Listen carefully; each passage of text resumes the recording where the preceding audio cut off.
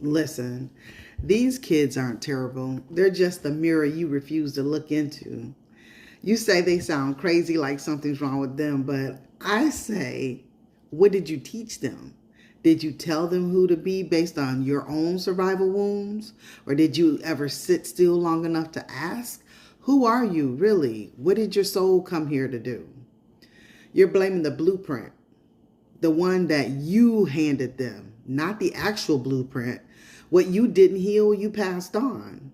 What you didn't teach, they had to decode on their own. But let me tell you something from a metaphysical perspective. Now, these kids were born with divine codes. They came through portals that you never had access to.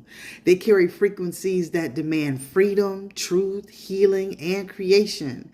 And they know when you're lying, especially when you're lying to yourself. So, if you want to help them, if you want to stop repeating cycles, you have to start with you. Yeah, you.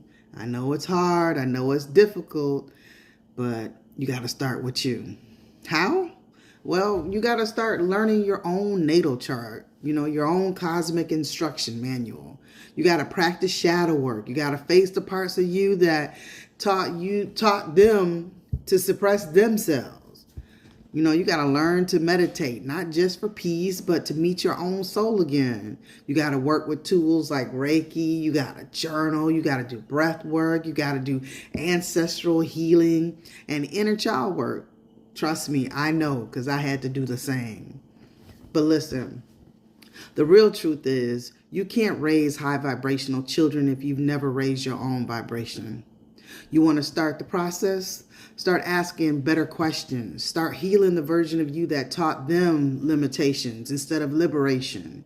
Because they're not broken. They were born to break you out of your broken patterns.